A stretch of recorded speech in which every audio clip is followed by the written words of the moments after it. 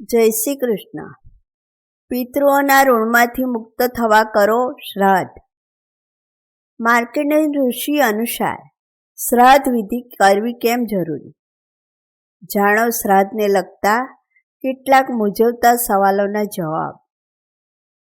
ભારતીય સંસ્કૃતિમાં શ્રાદ્ધનું વિશેષ મહત્વ છે.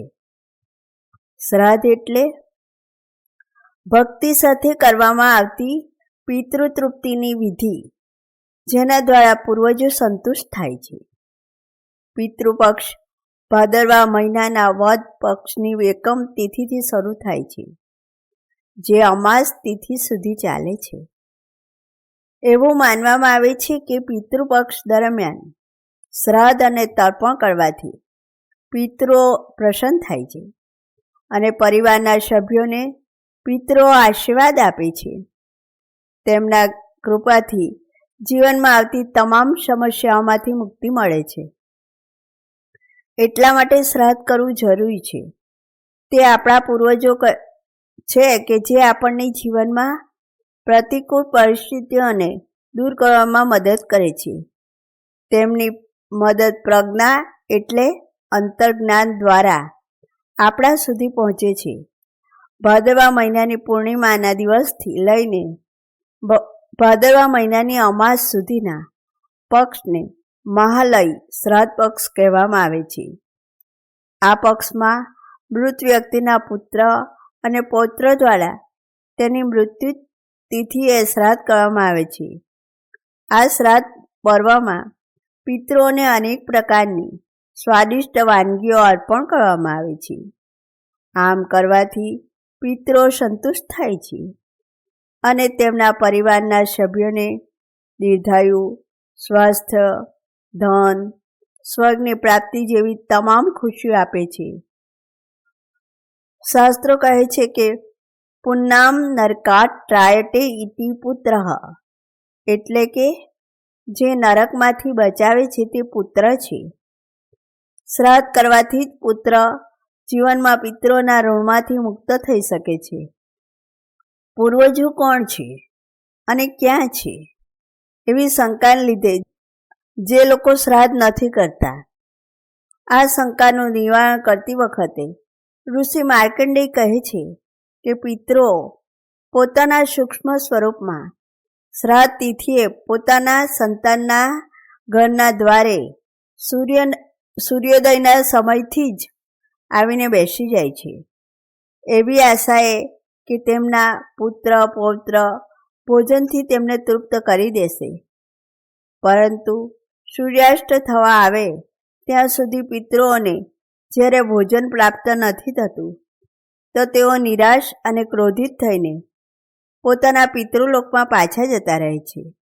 શાસ્ત્રોમાં શ્રાદ્ધની અનિવાર્યતા બતાવવામાં આવી છે. આ શક્તિને લીધે જીવ આ જીવનમાં પુણ્ય અને પાપ બંને કર્મ કરે છે. પુણ્યનું ફળ સ્વર્ગ છે અને પાપનું ફળ નરક છે.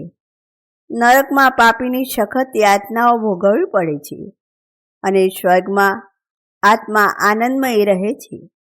જુદા જુદા જન્મોમાં કરેલા શુભ અને અશુભ કર્મો પ્રમાણે સ્વર્ગ અને નરકનું સુખ ભોગવ્યા પછી આત્મા ફરી 84 લાખ જન્મોની યાત્રાએ નીકળે છે. તેથી પુત્ર અને પૌત્રની ફરજ છે કે તેઓ તેમના માતા પિતા અને પૂર્વજો માટે ભક્તિભાવ સાથે આવા શાસ્ત્ર આધારિત કાર્યો કરે, જેથી તે મૃત જીવો પરલોકમાં અથવા અન્ય લોકમાં પણ સુખ પ્રાપ્ત કરી શકે. દેવતાઓ પહેલા પિતૃઓને પ્રસન્ન કરવા વધુ કલ્યાણકારી હોય છે.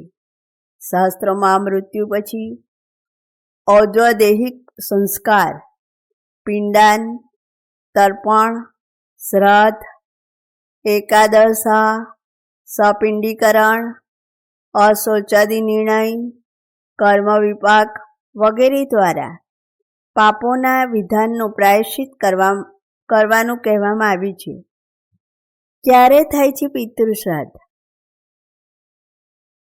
ભાદરવા મહિનાની પૂનમથી શરૂ કરીને શ્રાદ્ધ પક્ષ ભાદરવા મહિનાની અમાસ સુધી ચાલે છે.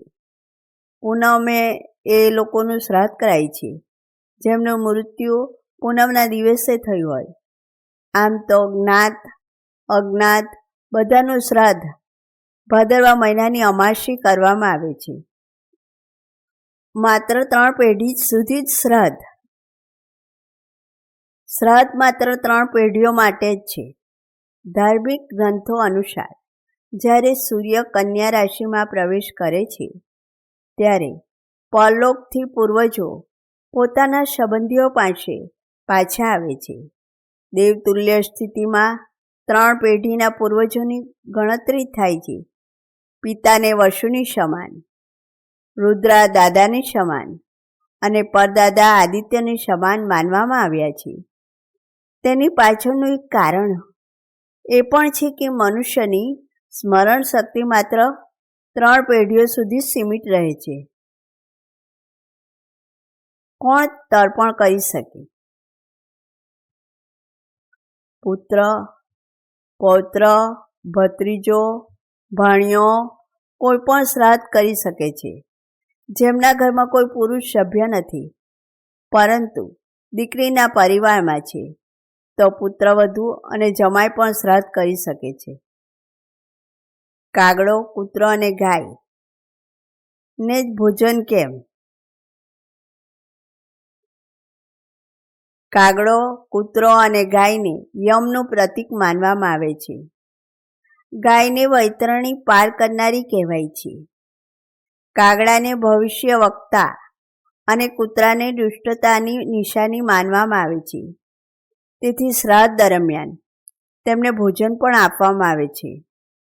આપણા પૂર્વજો મૃત્યુ પછી કયા જીવનમાં ગયા તે આપણે જાણતા નથી. તેથી ગાય, કૂતરા અને કાગડાઓને પ્રતીકાત્મક તરીકે ખોરાક આપવામાં આવે છે. શ્રાદ્ધ કેવી રીતે કરવું? સૌપ્રથમ યમના પ્રતીક ગણાતા કાગડા, કૂતરા અને ગાયના ભાગ અલગ કાઢો. તેમાં તમામ ભોજનની કેટલીક વસ્તુઓને મૂકો. પછી એક વાસણમાં દૂધ, પાણી, તલ અને ફૂલ લો. કુશ અને કાળા તલ સાથે 3 વખત તર્પણ ચઢાવો. ઓમ પિતૃદેવાભ્યો નમઃ નો જાપ કરતા રહો. તમે જે ઈચ્છો છે તે પ્રમાણે વસ્ત્ર વગેરે પિતૃના નિમિત્તે કાઢી રાખીને દાન કરો. પીપળાને જળ અને દીવો અર્પણ કરો. આ સિવાય પિતૃપક્ષમાં રોજ પીપળાના ઝાડ નીચે દીવો કરવો. આમ કરવાથી પિતૃઓ પ્રસન્ન થાય છે. એવું માનવામાં આવે છે કે પીપળાના ઝાડ પર દેવી દેવતાઓની સાથે પૂર્વજો પણ નિવાસ કરે છે. જો પિતૃપક્ષ દરમિયાન તમે પીપળના ઝાડને પાણી આપો અને દરરોજ ઘીનો દીવો કરો તો તમને તેમના આશીર્વાદ મળશે. આ ઉપરાંત આ ઉપાય પિતૃદોષથી પણ રાહત આપે છે.